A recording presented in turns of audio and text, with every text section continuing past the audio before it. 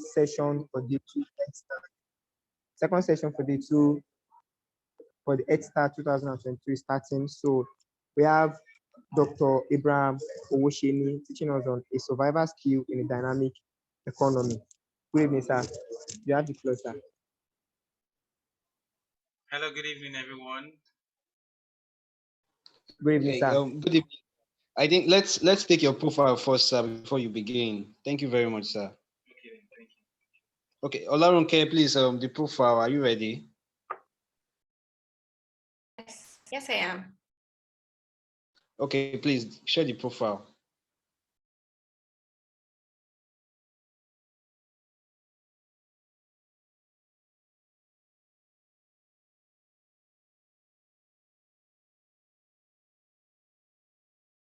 Abraham Owoseni is a seasoned thought leader in the fields of education and youth development. He teaches and coaches adolescents and young adults to acquire the right mindset and skill set to build a wholesome and holistic life in their careers, relationships, and lifestyle. With a professional background in architecture, Abraham leverages project management skills and competencies blended with his passion in youth development to improving the developmental outcomes for young people through education and safe spaces, children and youth development centers, and learning environments that aid young people's holistic development. His publications, including books, scientific articles, conference proceedings, training programs, podcasts, coaching sessions, and other resources on print and online media, have been notable tools in remolding thousands of minds across Africa, North America, Asia, and Europe. In addition to this, Dr. Abraham is frequently invited to teach on topical life skills as a speaker and trainer for non-profits, education districts, schools, SMEs, and faith-based institutions that work with young people solving perennial issues around quality education, learning environment, capacity building, and life skills development. His educational interventions and youth development programs have improved the developmental outcomes of more than 12,000 young people since 2011.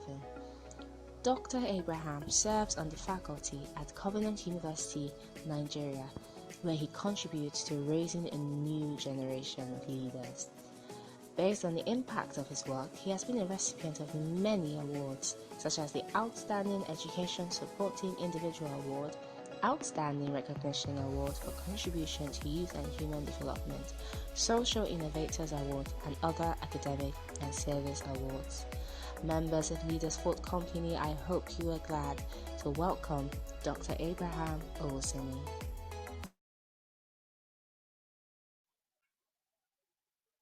Amazing. Thank you so much, everybody. So excited to be here with you. And thank you. I was with Dr. Olushola Onikoko's session, and it was amazing. So I'm just going to be building on what we have shared and within what I'm sharing on. So I'm just going to bring up my screen. I'll be walking us through this caption I've been given: survival skills, right? In a dynamic economy. And I wanted to have an open mind to this, right? If you're trying to juggle one or two things together, I recommend if you can tone down the distraction and just focus on this so you can glean the best value in the few moments we have, right? So let's start this way. When we are done from this session, literally, you would have acquired the right knowledge. I found over the years that not every form of knowledge is right. You can know something or learn something anywhere online, but it may not be the right knowledge. But when we are done, you'll be able to acquire the right knowledge, the right skills and attitude that is required to transcend into global relevance, right? And I'm going to be showing that as we get along. I'll share around five key core life skills that can help achieve this, irrespective of your background or limitations or current or nationality or the economy situation, as the case may be, right? So let's get to this and let's do this together. First, I like to say this, like I shared earlier on, you can only get the best value from any learning experience like this, and we're having all through the Head Start, conference, only if your mind is open. It's just like a parachute. it will only work best when it is open. And so have an open mind to this, right? That's the only way you can learn. Learning is a curve. It starts from that position, that vantage point where you say, well, I recognize that I don't know enough. We call it, conscious incompetence before you get to the next level and you keep growing, right? So this is what I want us to think about as we get started on this engagement. Let us make it interactive as much as we can. I like to hear, and then when we're done from this, we can also take Q&A, and then I see how this has helped you. So most times I hear the word survivor. What comes to your mind? For me, when I hear the word survivor, it's like someone is drowning and he needs help. Survivor. I don't want to die. I want to continue living. That's what comes to mind most times. And it's either because there's an adverse condition, the tides are not in favorable conditions, or there's such a, circumstances around unpleasant, and someone just wants to survive. I just need help. Can somebody help me? And sometimes, it's just about recognizing and just admitting that you really need help. I mean, this is something I've also found in my journey. For example, in the field of higher education, I found that those who do well in school are those who are vulnerable enough to ask for help. But look at the person, in a situation of a person who, is already having lots of baggage and failures and all that, and just feels I can still do it. I can do it on my own. And by the time he eventually asks for help, it was too late. That's the first thing. I mean, I wanted to note the fact that you can be vulnerable to ask for help. Yeah, I mean, and whatever divide this is, it could be emotional, it could be physical, it could be financial, it could be career-wise, it could be academic, whatever. Be vulnerable to ask for help. So that's one of the act of surviving. However, I'm going somewhere and I want us to get together there. So this is what survivor really shows, that someone is about drowning and he just needs help. I like the way Maslow puts it, and it shows the array. Everybody most times will actually craving for survival, but it's just that the level of our crave for survival is different. So another person is craving for survival in another way. Someone else, perhaps on another continent, is craving for survival in another way. So look at what Maslow did in his hierarchy. Some people are craving for survival just for what to eat and drink. We call those ones physiological needs. And this was just looking for, I just need to eat. Make I just also bam. That's one level. That's their belief. That's just what they are running for. That's why they are waking up every day. That's one level. Some of that well say, I think I've sorted out my needs of what to eat and all that, but I see in some form of security. And you hear people say things like, oh, I need job security. I mean, and people say, oh, well, get a side also so that in case of this, and then people are just trying to ensure they have this, form of safety, right? It's a form of survival at that level. And survival also graduates to another level. And this one says, well, for us, we just want a form of a belonging. We want to feel this class, this status. And you find that although they have the money, although they have food, but these guys are still they're not secured yet. There's a lot of, imposter syndrome. There's a lot of, low self-esteem.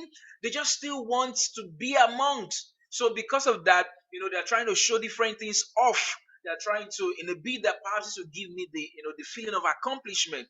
Those ones are also looking for survival, but just at different levels. Now, the last set of people have transcended from just survival into another realm. These ones are not asking about what to eat or to drink. They're not asking about where to live, right? These ones are not asking about all of that. Guess what happened? Maslow calls them self-actualization. This set of people achieve my fullest potential. How do I serve the global economy? How do I impact the whole world? You see, the thinking has changed suddenly from just thinking about your physiological needs. You now start thinking beyond yourself, thinking larger than life. And I'm finding, how can I contribute to those in Asia? I just had a report about this continent. How can I be of value? That's a realm that everyone needs to get to. So you transcend all of these, cadres of survival, and you get to a point where you don't only survive, you actually thrive. The point of thriving is the point of self-actualization. All of your economy, and I'm going to show that to get along. Let me know where do you want to be in this category. Let me just confirm we are on the same page. Put in the chat, where do you want to be? Is it the apex of this triangle, or where do you want to be actually? Where do you want to be? You want to serve the best of your value. You want to offer the best of your value to the entire world. Where do you want to be? Right? Someone says self-actualization. Amazing. Where do you want to be? I don't just want to survive. I want to get past surviving fast enough. You see, but most times the challenge most times is that people spend so much of the time of their life trying to survive. So by the time they are almost done surviving, in quotes, the time to live is almost limited. But I'm going to show you something where you can actually have what I call it a double edge. A double edge in the sense that you can thrive, and as you're thriving, you are also still having all of these other things that other people think they need to get separately. I try to speak with some elderly people and those who have gone ahead, like Dr. Olushala was sharing his session about mentoring. And one time I was speaking with this elderly person, and he said to me that, oh well, you're lucky you started early. You're lucky you started early. And I tried thinking about what he said. Started early, okay? So there's a benefit of starting early. That's number one. There's a benefit of transcending survival fast enough.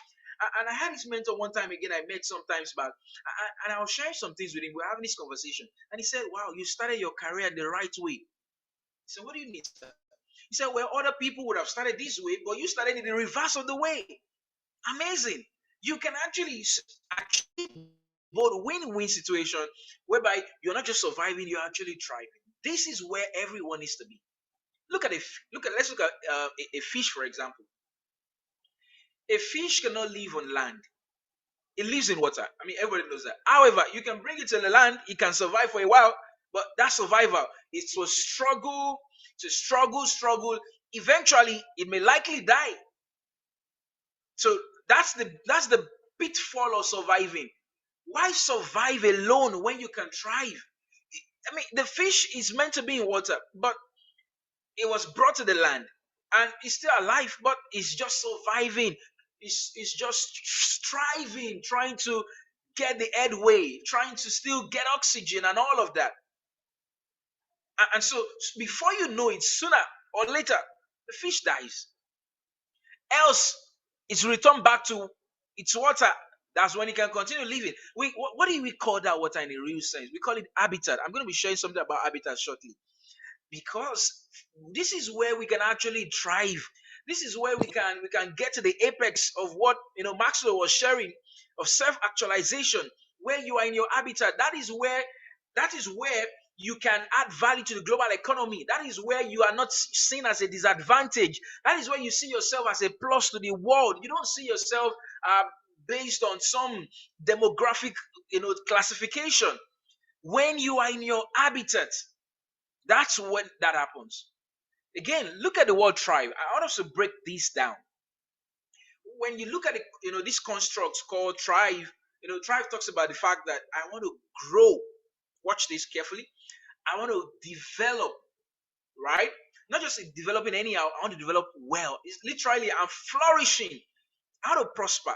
And this is what everybody wants. I mean, am I right? Everybody wants this. Is that so? Is that for you? You want to grow. You want to thrive.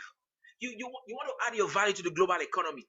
You want, irrespective of where you are across the world, you want the world to be your dividend, to be to contribute, to get the best from the value you have to offer. Everybody wants that. Everybody wants to thrive. Everybody wants to flourish. But what skills do we need to achieve this? So I'm presenting to you today a vantage point you can actually position with, whereby you can thrive. Get fast surviving and begin to thrive. So how do you do that? How do you do that? I'm going to spend some few more time on 3 key life skills that is going to help us. I just rush some 2 more, and then we take Q&A and we close this. Right? So how can you thrive and gain traction? I mean, that's the theme of this entire intervention we're having. Gaining traction. But what are the skills we need to thrive? So this is the first one I'm going to share. There are arrays of various life skills. UNICEF calls them life skills, and I prefer to call them that. Some people call them soft skill. And over time, for those who have been in my interventions, most times I've explained that nothing is soft about them. I think I heard Dr. Lushala sharing about that in the session as well. You can have all the technical skills. They could be almost become jargons. If you still don't have the life skills to drive your technical skills, you can't use your technical skills very well. And so I need the life skills. This is what actually gives life to my technical skill, right? To add global value. And I have about 26 of array of these skills. Right? It relates to what we're sharing. So this is the first I want to share. It's called self-awareness. Self-awareness, self-identity, and all that. So you want to thrive beyond just the boundary of your locality, of your country, of your environment. You need to first understand what you have, right? Who am I really? Because unconsciously, if you're not careful about it, growing up, you literally, let's do a quick reflection. So you see this practically. So when a child is born, perhaps some labor laws say, some countries give about 1 year maternity leave. Some other labor laws in some countries 6 months, and some weird ones 3 months. So let's assume 3 months or 6 months as an average. So by 6th month, the mother is meant to resume back to perhaps an active engagement. Either she's an entrepreneur or working in an organization and all that. So the woman gets back to her engagement, and then before you know it, the baby has to either get the childcare arrangement, or whatever kind of arrangement. In our own climate here, the baby can be enrolled in a crèche, right? And before you know it, this baby gets to preschool. Before preschool, baby gets to the elementary, all through the nursery and the primary. Before you know it, this baby gets to secondary, and it gets to the third year of secondary. They say you need a transition exam to get into senior school.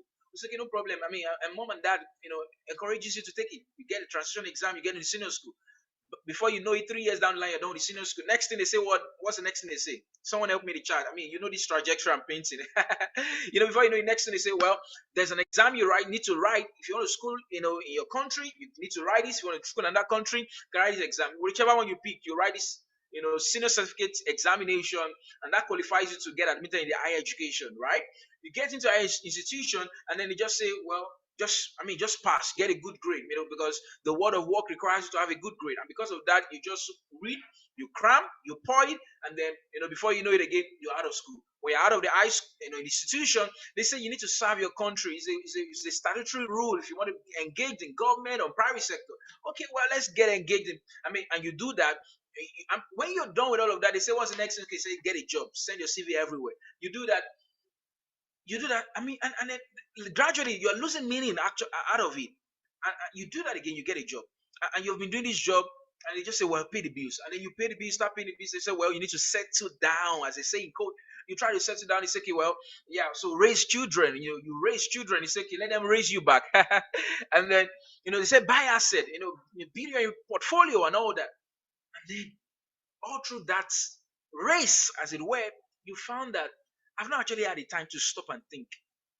Okay, so why haven't I been doing what I've been doing? Who am I? And before you know it, you get trapped in and without even knowing your self-worth. So, for example, you can't play within the global economy, within the global space, without actually finding your self-worth. Your self-worth is drawn from your self-identity, knowing who you are. Your self-worth is not from any material item you get or any external commodities you acquire in the journey of life. No, self-worth has nothing to do with that. So I met some person sometime, and then he was sharing with me, and I think this is also a scenario I've had over time. Either someone at the departure lounge of life shares, and he says, well, I just wish I can still be alive to do this. And the person is just sharing it and asking for mercy, that where I still feel empty, although I have all of this. Something inside is there's still a gap.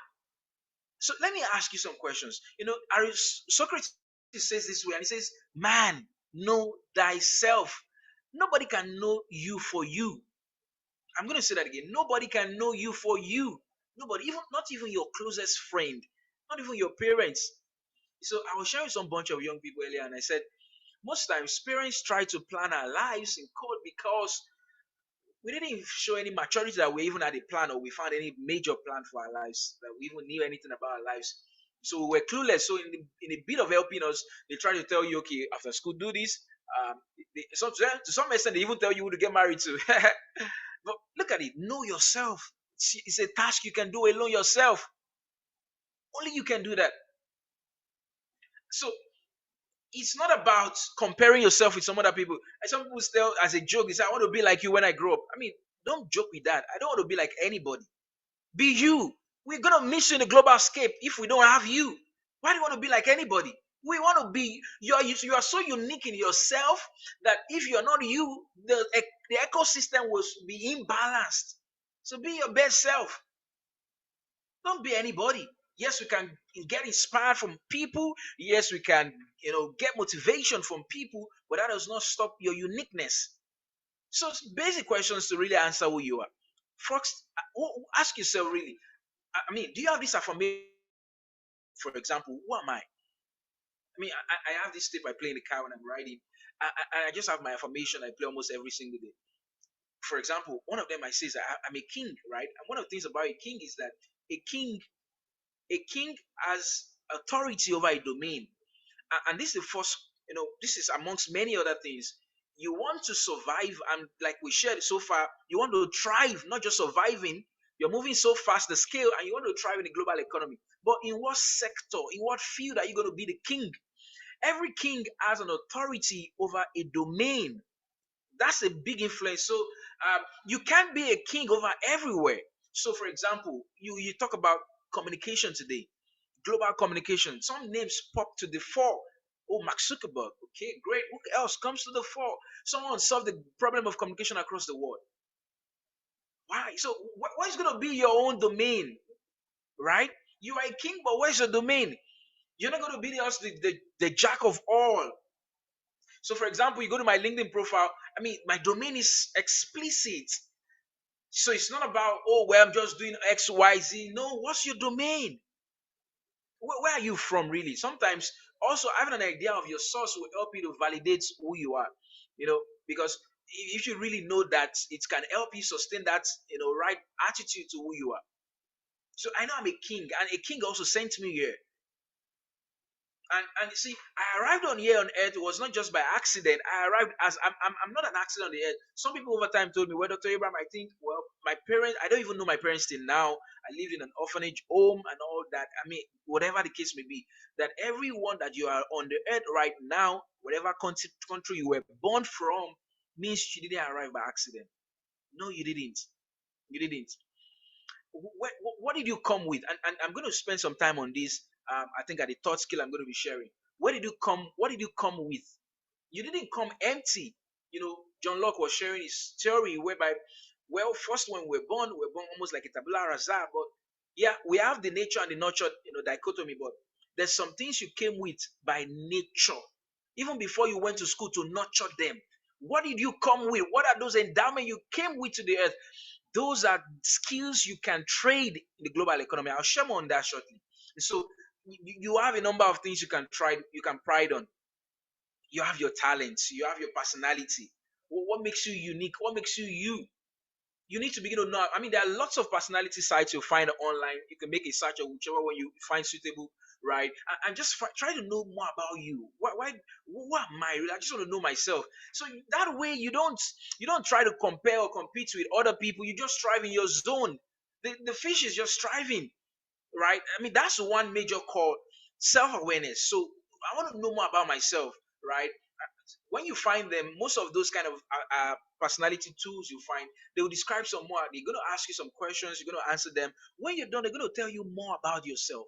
And you're going to just be affirming and just be nodding and say, wow, how did you know this? How did you know this? For example, I don't force myself to read bulky books. I'm not, I don't try doing that. I rather pick chapters and I pick, I pick books that are not too bulky. I also found that I'm a visual learner, right? I need to know that so I don't get to compare with anybody. So wherever I find myself across the global economy, across the world, I know my style, I know my preference of learning and growth, right? And I know I call these things superpowers. Actually, these are your superpowers. So I don't fight myself with somebody who is thriving in another zone. What is your own zone of competence, right? So that's one theory I'm going to ask you to do. If you have not really found much clarity about your personality, try to get one of those tools. Research more about that. But I'm going to share more about talent as we get on. Now, let me go to the second skill quickly: mindset and belief system. So, if you want to thrive and survive, again, like I said, we are moving beyond surviving quickly and we're getting to that ladder whereby we're thriving. And for you to thrive, you need to work on your mindset. So, for example, I'm going to give an example. In school, when you go to school, what schooling does most times is that schooling programs the mind. That is why it is called a course of study. They call it a program. So a program in the sense that your first year, your second year, your third year, all they're trying to do is reprogramming your mind. By the fourth year or the fifth year, as the case may be, they're saying now we can certify that your mind has been reprogrammed and then you can function as a professional in this field. It's the same thing about life. So irrespective of wherever continent or economy you've grown up in, unconsciously to you, you know so as simple as it is, sorry, some people are checking their data right now. Oh, well, I hope my data will not get exhausted. But unconscious to you, that could be affecting your learning and your growth, because perhaps that is a constraint from the environment. And then you've grown up with some things that have become reality, and they are not meant to be realities in the real sense. And it's just like a car that's been beaten. Someone just bashed it on this side, bashed it on that side, and there's all of these dents around it. The car on the road, but people look at the car and know that something is wrong about this car. This car is not in this perfect shape. Now, I was in the market some days ago, and then a woman was she was furious. Someone stepped on her by accident. It was an outburst of emotion. Not too far from where she was, another person, he just mistakenly collided by her side. She burst out again in outrage. Now, that person may think I'm fine, but not knowing that something is wrong. And most times I help young people find out that your mindset is bigger than your skill set. It's the power here. This is where you pay more attention to. So you can actually go for help. So look at it, for example. If you have, many of us have seen a column before, a concrete column. A concrete column carries weight, right? And that is why the building is not collapsing, because the columns are there. Some people call them pillar. That's a native word. But this is where I want us to go to. When the column was being constructed, they had this formwork around it. Maybe you've seen that right before. And so after they build that formwork, they start pouring the concrete inside of it. The concrete this time around, the form of past experiences you have had, the culture you perhaps you grew up in, the kind of beliefs, maybe the environment you also grew up in, and these are like the concrete that has been going in through your mind. They've been pouring in, and guess what? When they pour all of this in the concrete and it gets to the apex of this formwork, the engineers say after 21 days this concrete has set, meaning that this concrete has achieved its high state of hardness and it's almost difficult for you to break it. Now it's the same thing. The information you allow, you go on Twitter feed. I mean, you're just reading about, this woman that just slapped her husband. Okay, great. You're smiling. Everybody are laughing in the comment section. I'm confirmed. Give it to him. He doesn't know this. And then unknowing to you, some seeds are dropping into your mind, right? You go to another one. You read all the blogs that feed your fancy in the wrong way, and then you watch all the memes for hours. Unknowing to you, these are feeding your mind wrongly. But the mind does not know good. The mind does not know good or bad. Anything you feed it, it takes, right? I mean, and all this enter into the mind, both the good and the bad. Before you know it, over time, they form a governing body, a governing philosophy for your life, and that's where we now come to the concept of mindset, just like the way concrete sets, and it becomes so unconsciously to you. You respond in some ways. The way someone just look at you and say, "I don't like your attitude." But you're just trying to wonder, what do you mean? But because you're not conscious of it. Again, it's the mindset controlling the hard copy, the soft copy controlling the hard copy. And so what can you do? It's already formed, it's adding, but there's something you can do. You can reprogram it again. That's why those in IT will help understand that no matter the program, you can still reprogram. And so you can begin to find, how can I control my exposure so that I can create the exposures I get to have every single day. I can control the environment. I can create a kind of environment of like minds where I have the right exposure. Else, I'll be behind for centuries. I'll be centuries behind, and I want to play in the global scape, but my exposure is still poor. No, I still can operate. It's a typical, streaming platform. Something is wrong. Can I be in an environment of those that can help me, right?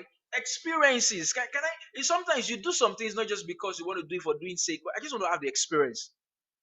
I just want to have the experience, right? You jump on a webinar where you have different people from different continents. I just want to see the experience. I want to see how do they communicate. I want to see how do they converse. How do they share their own perspectives.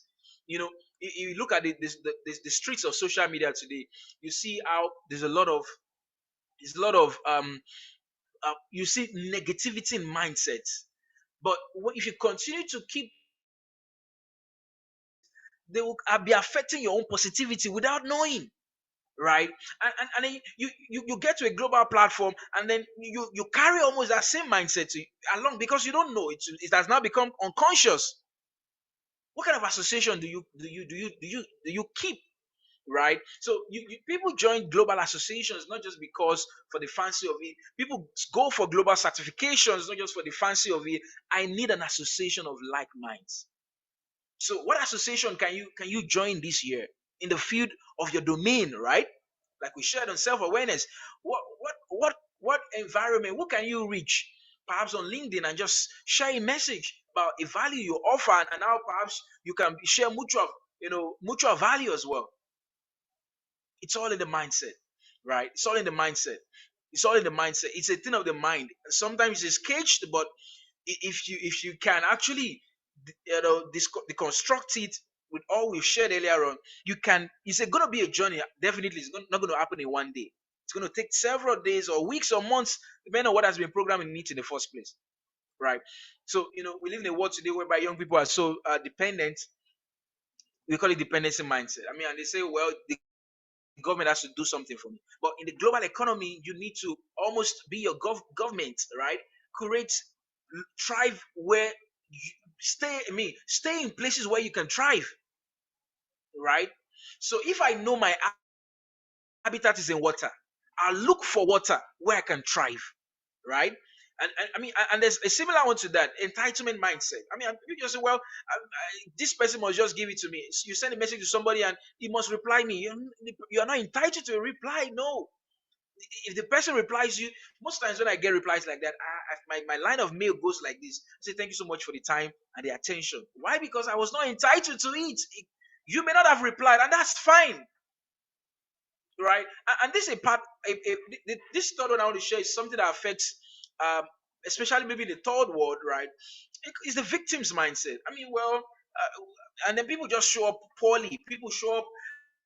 I mean, well, I don't have this, I don't have that. Oh no, irrespective of the background or the circumstance, how can I show up like the path? Like they say, look the path, right? So look the path.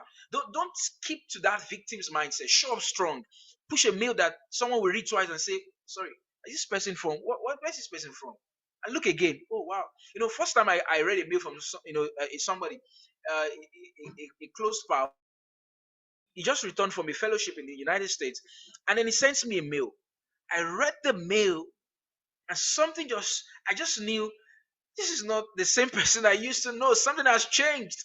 His mail was so compelling, so diplomatic. I loved it. I read it again. Something has changed. I mean, as simple as that is, it's part of the mindset. It's part of the mindset.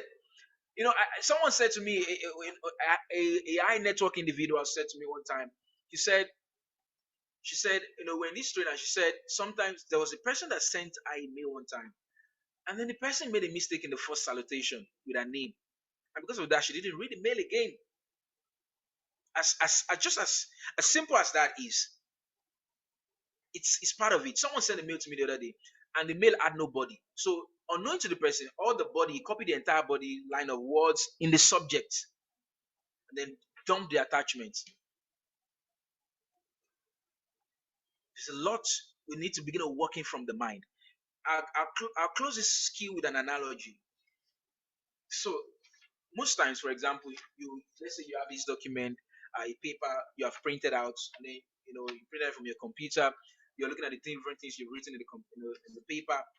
Okay, wow, and then you're just trying to make a review, and suddenly you find a mistake. wow, this is wrong. I made a typo error here. And you find a couple of mistakes. What are you gonna do? Let me ask in the chat. What are you gonna do? What are you gonna do? Put in the chat. Let me hear from you first. What are you gonna do? I'm reading this paper. I found some typo errors from my printed document. But what are you going to do? What are you gonna do? Let me know. What are you gonna do? I mean, I've seen the error, so I have my lighter. I've picked a few errors, but what am I gonna do? Someone said correct it. How are you gonna correct it? I found the error, but I'm almost trapped by just. I'm almost even crying that oh, wow. I mean, I made all this typo. That's so bad of me. But what are you gonna do? Okay, Olamide says correct the soft copy and reprint. Fantastic. So let me signpost what Olamide shared. That's fantastic. Thank you, Olamide, for that. Salami says if I could reprint a corrected version, fantastic. Now, Emmanuel says note them. Great. After note, what can you do? Correct the soft copy and reprint. I like that. Look at it. So what do? I mean, I don't need to cry about it. Maybe you're doing a dissertation or a term paper or you just submitted a proposal or you're just reviewing it. I mean, and this is a skill in the global economy. Someone sent me a mail. I opened the attachment and it was all blank. And in my mind, I'm trying to wonder how in the world can somebody attach a document and not confirm if it has the right information? It's simply called review. Review. You know, I get to do a lot of that, perhaps in writing. Nobody's error bound, and that's fine. Don't beat that too much. But I see the error. I've made a post. I just saw an error in the caption. I go to edit it back. Let me correct it. Or or I'm done somewhere, and it's just simple. I go back to the soft copy. I correct it. I save it back. I reprint it. Now, that soft copy is your mind. The soft copy is what is driving the hard copy, the way you live. People see you and say, oh, well, I mean, have you experienced this before? I've experienced it where somebody told me, I love your spirit. That was too deep. I love your spirit. I thought people don't, why should you love spirit? But that was the person's expression. I love your spirit. And I could just signpost what he meant. I love your soft copy. I love your attitude. I don't know if you have worked with some people before and it's just a stress and a strain. They are always pessimistic. Can we try this way? Hey, it didn't work. We tried it yesterday. Oh my God. I mean, it's always a strain. But you have some set of people, I mean, and they're even creating a committee or a program or a volunteer platform. And then you say, someone is even recommending already, I want to work with this person. Although she's in this continent, but I love her spirit. I love her attitude to work. I love it. I love it. Let's get her on board.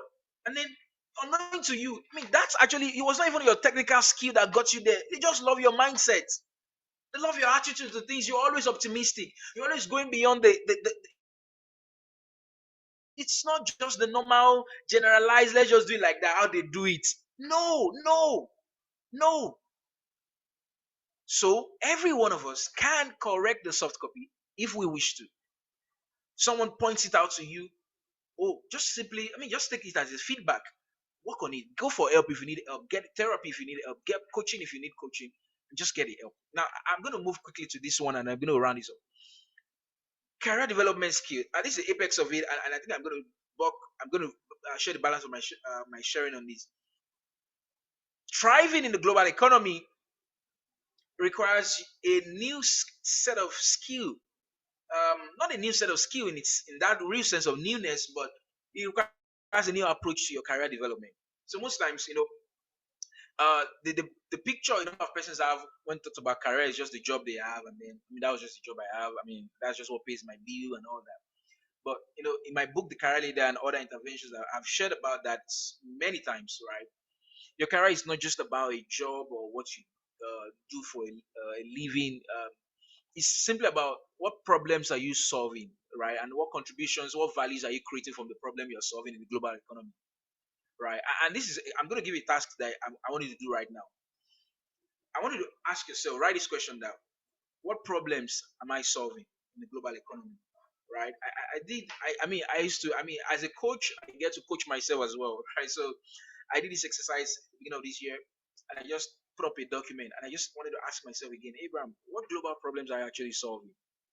I mean, you need to be sure about it. It's not just about No, I'm just doing something. This fine. You can start from just doing something, right? That's fine. Whatever your hand finds to do. But sooner or later, you need to evolve quickly from just doing something to really finding the core of contribution you want to make to the global economy. Why that is key is because it's an ecosystem. If you recall from biology, there's this correlation between plants and animals, and if this one does not play its part, the ecosystem is bound to die, and everyone is involved. So so I have three category I've shared about that in my career coaching programs and all. Some persons will be in professional careers, right? Some persons will be in vocational careers. Some persons will be in entrepreneurial careers. As the case may be, a couple of them you're vasting, or you're contributing. Truth. The point is just find where you are in the ecosystem and contribute. Contribute. If you are thriving in the professional scape, great. Do it with that mindset. I'm contributing to the ecosystem. I'm not just doing it for the job sake or a payroll sake, a paycheck sake.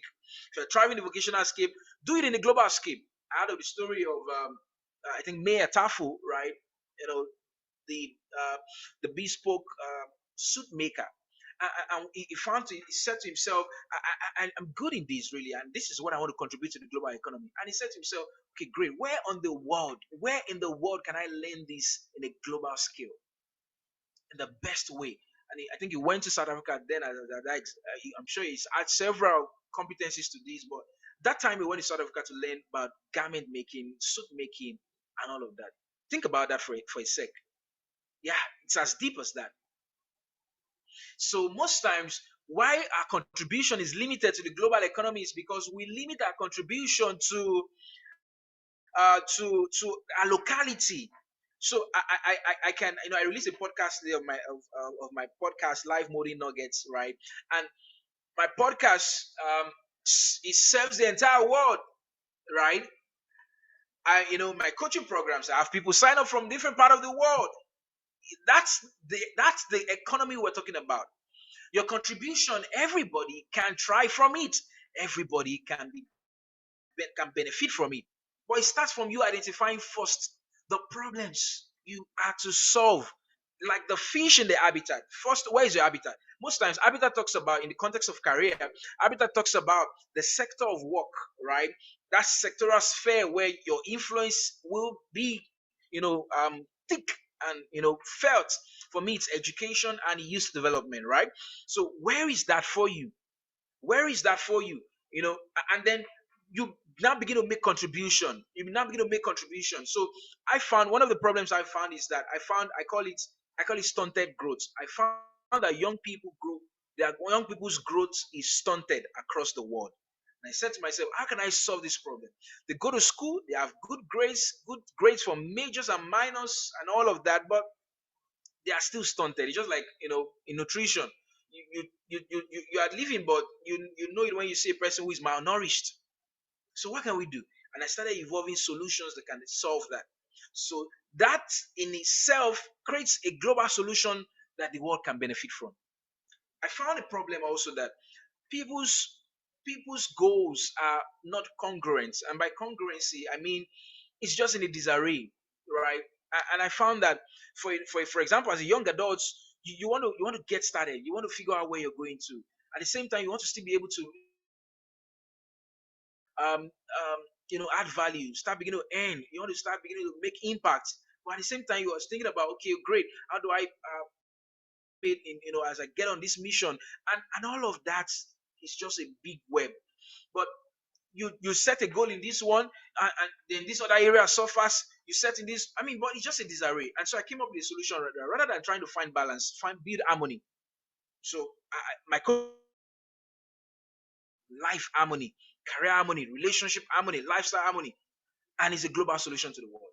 I can go on and on. I'm just giving examples of how you can find, once you find the problem, what is the solution of that problem that the world can benefit from, right?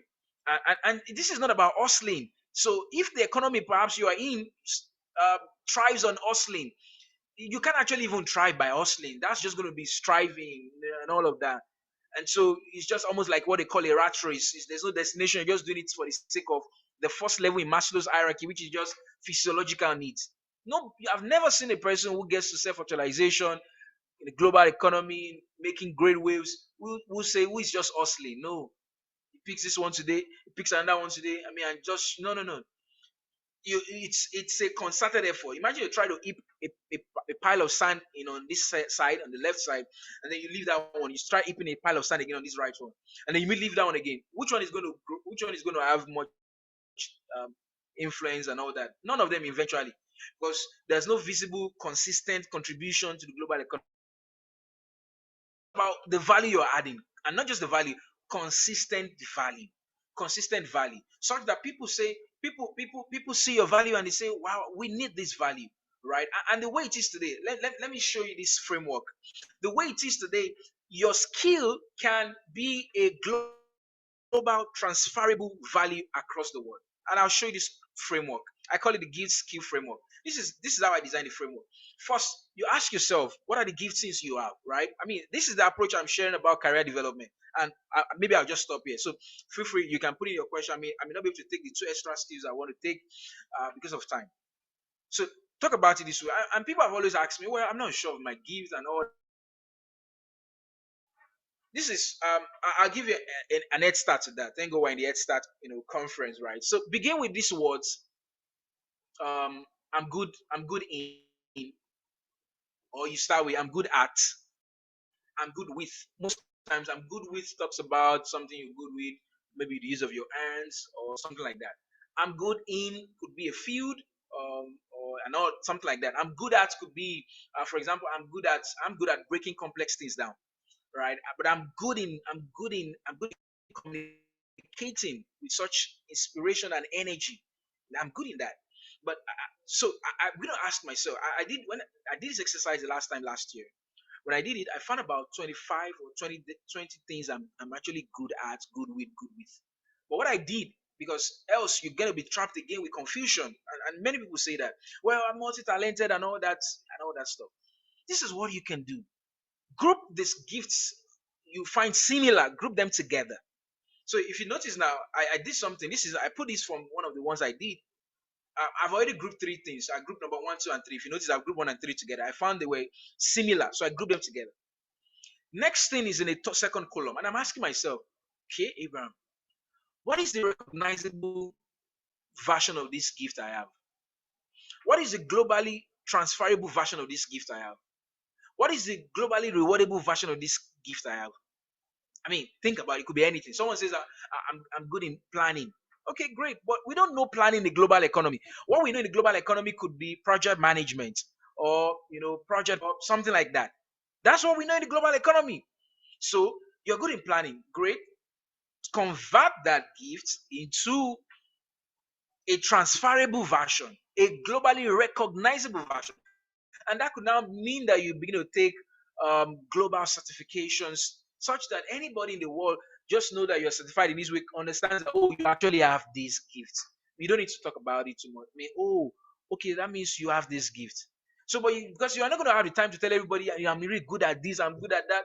No problem. Tell us, it's going to show from the skill set you have. Want to see from the skill set you have. And so, for example, you put up a CV and you're showing just your skill set. From the skill set, we know what you are good at. If it's done this way, I'm not talking about those kind of things we just learn, you just want to force yourself to learn, and then you're actually not good at it. So I'm giving a case in point. I mean, it's almost like a funny example. But so so you, for example, you see maybe someone in fashion, maybe in the barbing sector or in facial makeup sector and all of that, and then this guy is actually struggling to barb somebody's hair. You're not good in that. I mean, so why even you can't? So in the skill, you can't just skill something because you want to learn, because you have not taken a certification about it. It may still not be a core skill because you were not even gifted in it in the first place. That's sometimes, and for some persons, that was just what happened in school. You just learned it by force, but you were actually not gifted in that. In this version, it is not that way. It is what you're gifted at, that you skill yourself at, and that way you can make the best intentional use of it, right? So I think I'm just going to stop here. I don't have the time to take the balance of 2 sessions. I mean, 2 skills I wanted to add to these, but let me take questions right now. If there are ways I can talk about it during Q&A, I'll do that. Thank you so much. Wow. Thank you so much, sir. Like, without any saying, this is arguably, the best session I've ever had. Thank you so much. Like, my jotter is filled up, and I'm sure everyone else's jotter is filled up. So we will unmute yourself to ask, and please be very fast with your questions. Very fast. Expect your questions to be fast.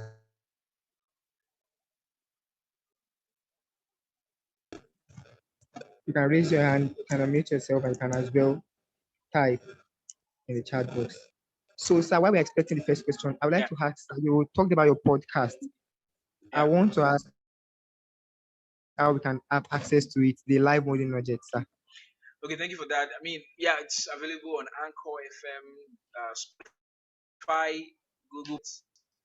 And Yes, it should pop out, right? You can also see that link in my bio on Instagram. Yeah. Okay, thank you so much, sir. We're expecting your questions, leaders. Okay. I think. Okay, someone is Yes, raising their good hand. evening, sir. This was actually a very, very insightful and impactful session. I actually really, really enjoyed it. So my question is, you towards the end of your session, you mentioned we doing an evaluation,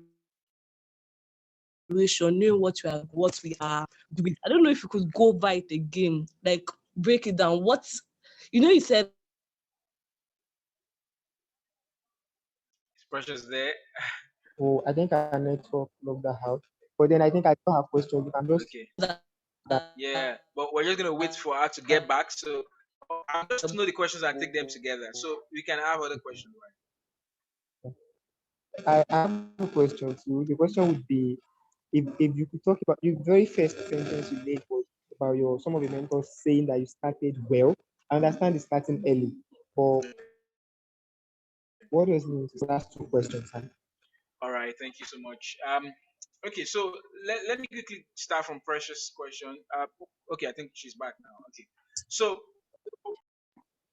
yeah, good art, and I mean, because most of the time people are not sure how to find their gifts. I mean, and these are just cues you can use in starting.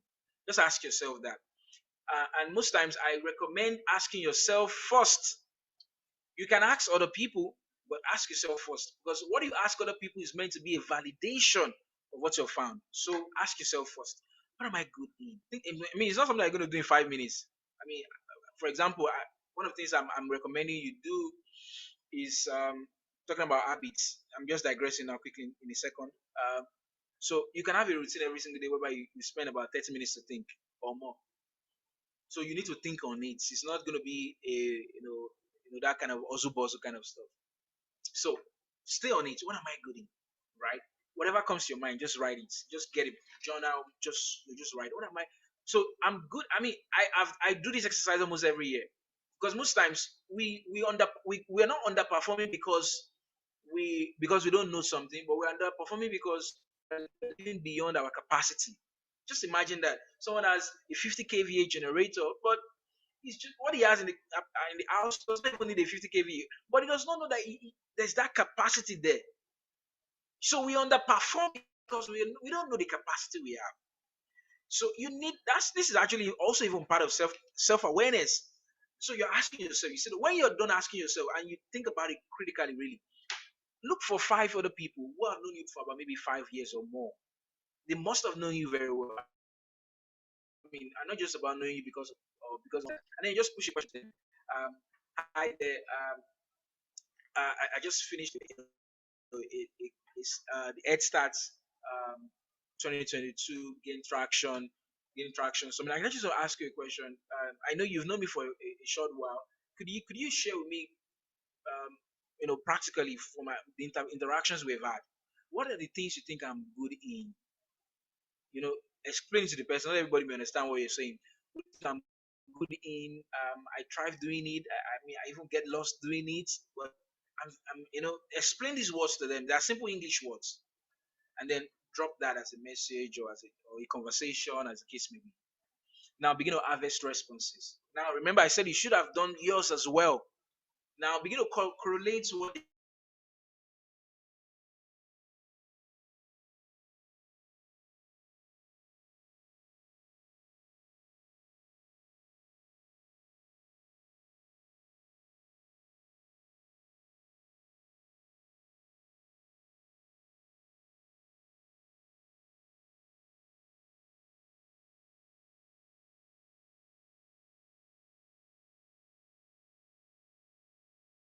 economy. You don't need to be, isolated. However, the kind of skill I'm referring to here are specific skill set of the value you are adding to the economy, right? So, for example, I'm good in digital, and some people ask me, "Do you have a background in tech?" I don't. I'm just a typical way I should be globally, right? So I'm good in all of that in between of the digital divide and digital savviness, right?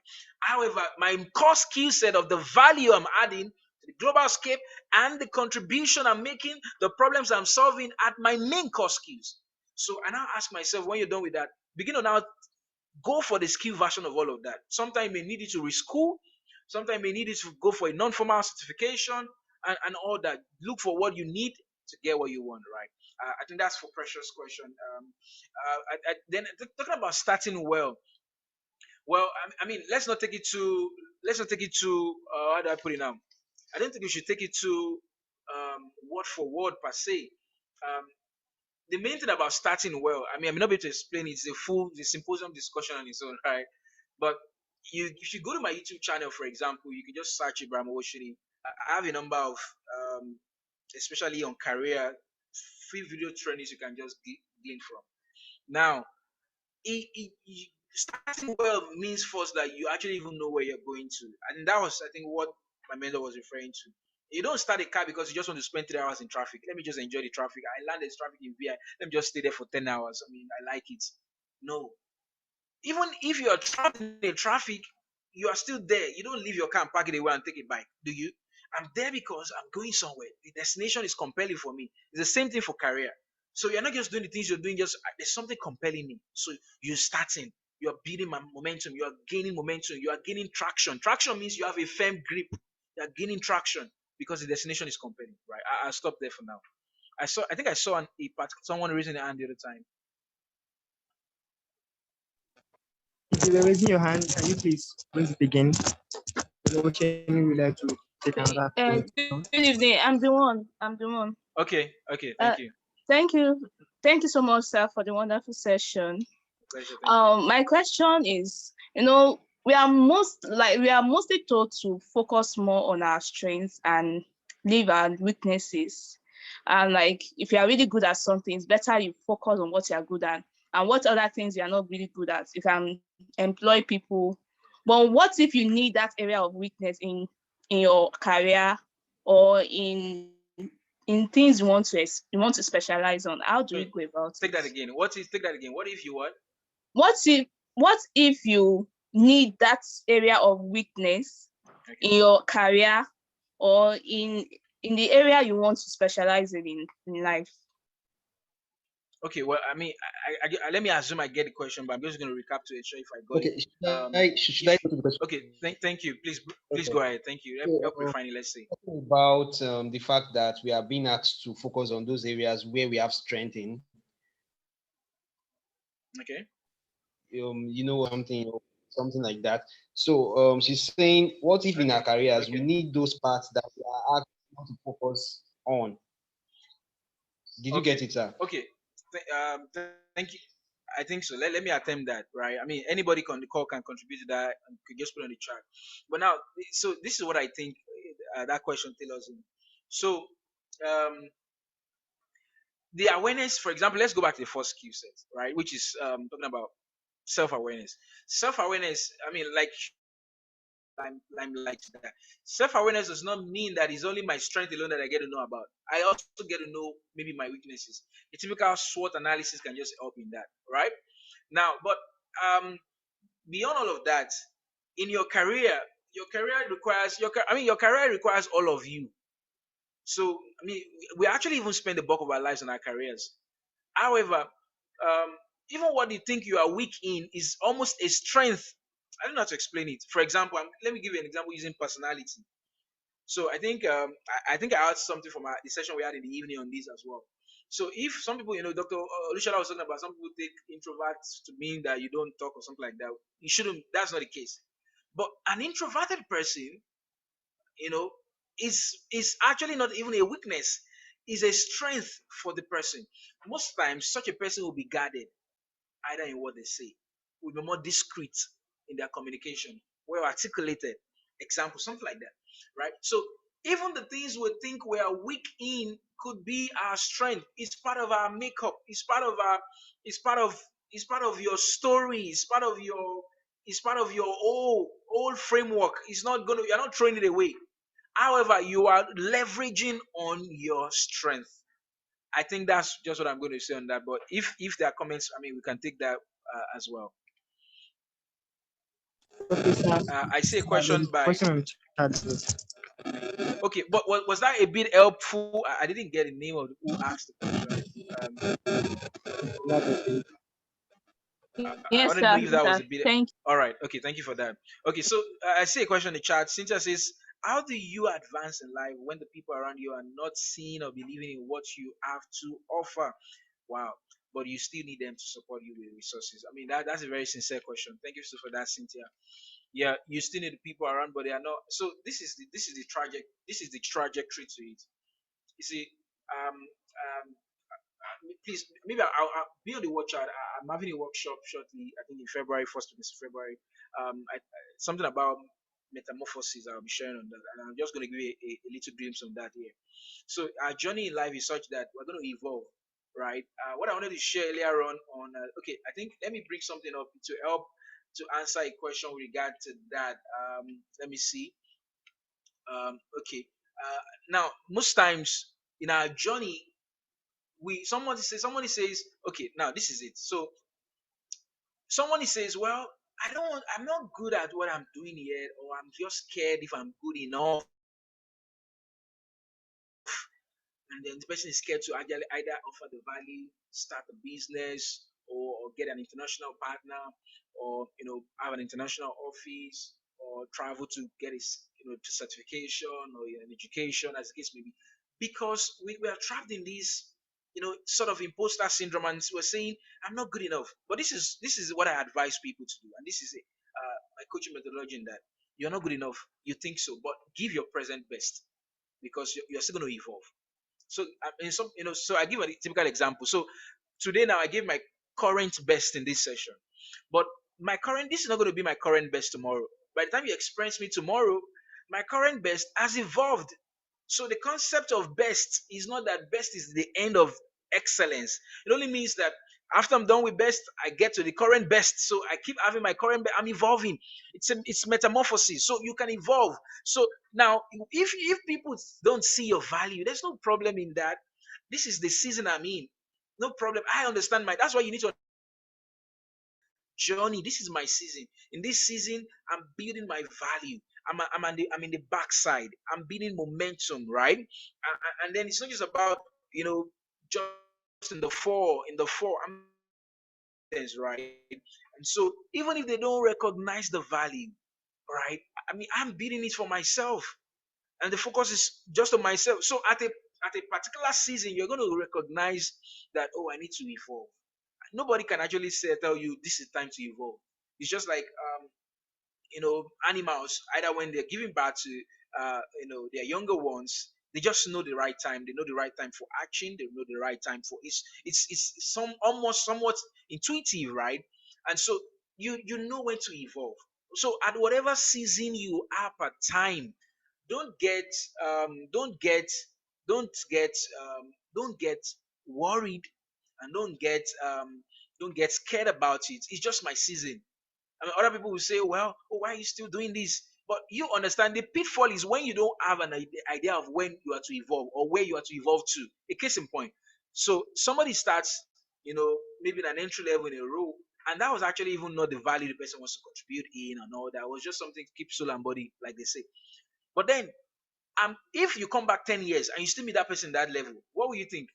Something went wrong. The meaning is that the person remained there because the person had no compelling picture. It's just like a magnet. A magnet pulls you because of the next level. If you don't have a picture of what you're doing, of the next of even why you're doing what you're doing, you might remain at a particular season and you don't even think that, well, that's life, resort to fate. No, what pulls people is not even about money. What pulls people is the destination. And this question may even have more deeper meaning to it, in the sense that do I even have deeper sense of meaning to life and essence beyond just what I'm doing? because that is actually what is going to pull me forward. So you just find that somebody is evolving part time, evolving part time. It's not just evolving because, oh, well, he's now lucky. No, it's just a metamorphosis from one season to another based on where the person is. So just a road and it's almost like a shortcut.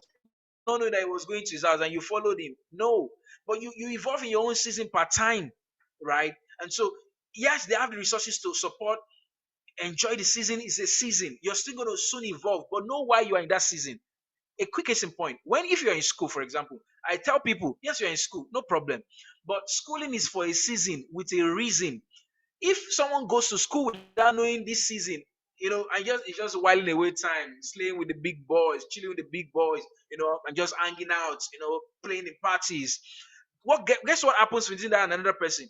That person loses the season because he didn't understand the season. He didn't understand the reason for that season, and he just wasted away the time. That's the reason why you need to master. This is the season I'm in. Okay, great. I'm in this role. Okay, I'm in this phase. Okay, why am I here? Okay, what can I do while in this season? Just enjoy the season, right? Sooner or later you're going to evolve, and it's going to be an amazing one. Yeah. Wow. Thank you so much, sir, for the time, the energy, the attention, for everything, sir. It has really been an awesome, like awesome is an understatement. We really It's been cannot my quantify pleasure. this with words. Thank you so much, sir. So Thank you leaders, for can we show having me. some excitement? Can we show some gratitude? Thank you so much, sir. So on behalf of leaders for I something think and every single leader yeah. that Okay. Leaders, okay. I want to really appreciate um Dr. Abraham is one of my amazing mentors, and he has been very supportive of Leaders Fort since he got to know about Leaders Fort. Please, I want us to just celebrate him in the chat box. He has been very supportive. When I say supportive, very, very supportive. Thank you. I appreciate you, sir. I appreciate you, sir. I appreciate Thank you so much, sir. the vision you have for youth. I see the fire. I see the energy. I see the free teachings because these things are valuable. I know if we're for this, we are paying millions, Yeah, and we appreciate your giving to youth impact. my We pleasure. appreciate it, Yeah. and we just are hopeful, and we are sure that this nation has a great future. Africa has a great future, and the leaders joining from other parts of the world are going to go also and impact their communities with these teachings.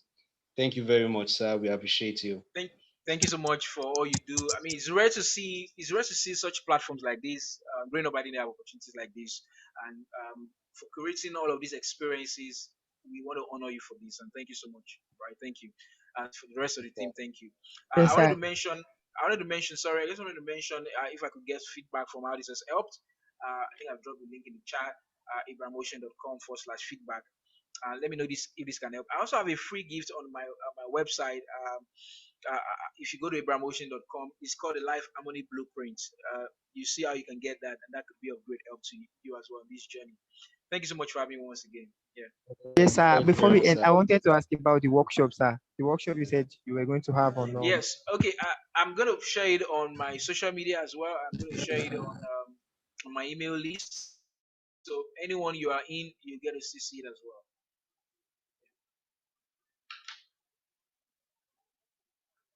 okay, Mr. Ben. Okay, I believe this is where we will end tonight. Leaders, I really appreciate everyone for staying till this time. I believe we've had a great time. As Tolu has said, my jota is also very full. I've gained a lot of insight, and we'll run with whatever we have heard tonight. And I know that Africa as a whole will be impacted by these teachings we've heard tonight. The world as a whole will be impacted by the teachings we've heard tonight. Once again, we say a very big thank you to our speaker for tonight, Dr. Abraham Owoseni. I know it gets better. Thank you all for joining, and have a great night rest. See you tomorrow at 5:30 p.m. 5:30 p.m. West African time. Please don't forget.